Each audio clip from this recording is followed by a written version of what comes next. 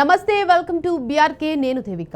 సాధారణంగా ప్రపంచంలో ఎక్కడ యుద్ధం జరిగినా లేదా భౌగోళిక రాజకీయ అనిశ్చిత నెలకొన్నా పెట్టుబడిదారులు తమ సొమ్మును సురక్షితంగా ఉంచుకోవడానికి బంగారం వైపు మొగ్గు చూపుతారు. దీనివల్ల డిమాండ్ పెరిగి ధరలు అమాంతం పెరగాలి. కానీ ప్రస్తుత ఇరాన్ ఇజ్రాయెల్ యుద్ధ సమయంలో మాత్రం సీన్ రివర్స్ అయింది. గత వారం రోజుల్లో 10 గ్రాముల బంగారంపై దాదాపు 6,870 వరకు తగ్గడం అందరినీ ఆశ్చర్యానికి గురిచేస్తుంది.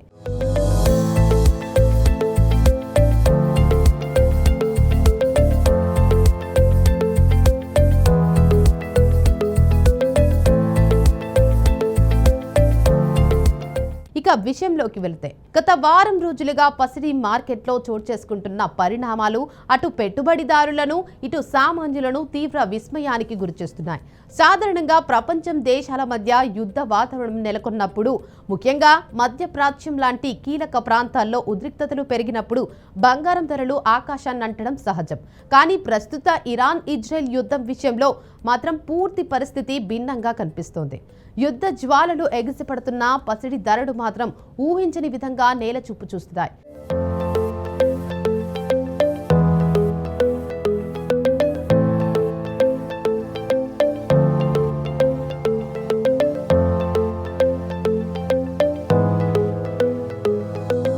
యుద్ధం కొనసాగుతున్న ధరలు ఎందుకు తగ్గాయి అన్న అంశాన్ని లోతుగా విశ్లేషిస్తే దీని వెనుక అమెరికా ఆర్థిక వ్యూహాలు స్పష్టంగా కనిపిస్తున్నాయి.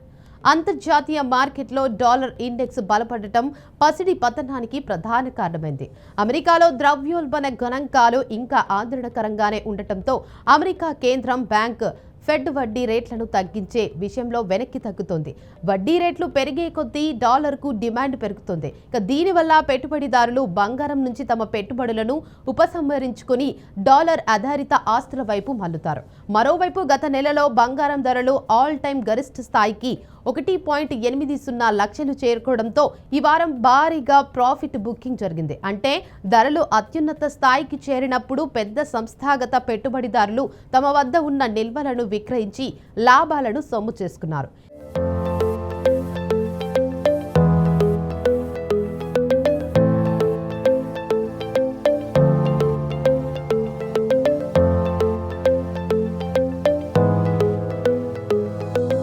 ఇక ఈ అమ్మకాల ఒత్తిడికి తోడు భౌగోళిక అనిశ్చిత ఉన్నప్పటికీ అమెరికా ఆర్థిక వ్యవస్థ నిలకడగా ఉండటంతో పసిడి ఆకర్షణగా తగ్గింది. ఇక భారీగా పతనమైన బంగారం, వెండి ధరలు మార్చి 2వ తేదీ సోమవారం నాడు 24 క్యారెట్ల 10 గ్రాముల బంగారం ధర సుమారు 1,70,510 వద్ద ఉండగా కేవలం 6 రోజుల్లోనే అది కాస్త 1,63,640కి పడిపోయింది. అంటే వారం వ్యవధిలోనే 10 గ్రాముల పసిడిపై 6,870 మేర భారీ పతనం నమోదైంది.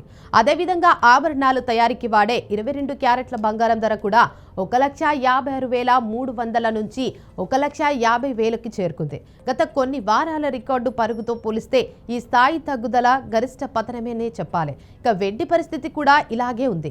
గత నెలలో చుక్కలనంటిన వెండి ధర మార్చి 2న కిలోకు 3,15,000 ఉండగా అది ఇప్పుడు 2,90,000 వద్దకు చేరింది. కేవలం వారం రోజుల్లోనే కిలో వెండిపై 25,000 తగ్గడం మార్కెట్ వర్గాలను ఆశ్చర్యపరిచింది. యుద్ధం వల్ల పారిశ్రామిక కార్యకలాపాలు మందగిస్తాయనే భయం వెండి డిమాండ్ను దెబ్బతీసింది. ఎలక్ట్రానిక్స్, సోలార్ ప్యానెల్స్ వంటి రంగాల్లో వెండి వినియోగం ఎక్కువగా ఉంటుంది కాబట్టి యుద్ధ పరిస్థితుల్లో ఈ రంగాల్లో అనిశ్చిత ధరలను కిందకు నెట్టింది.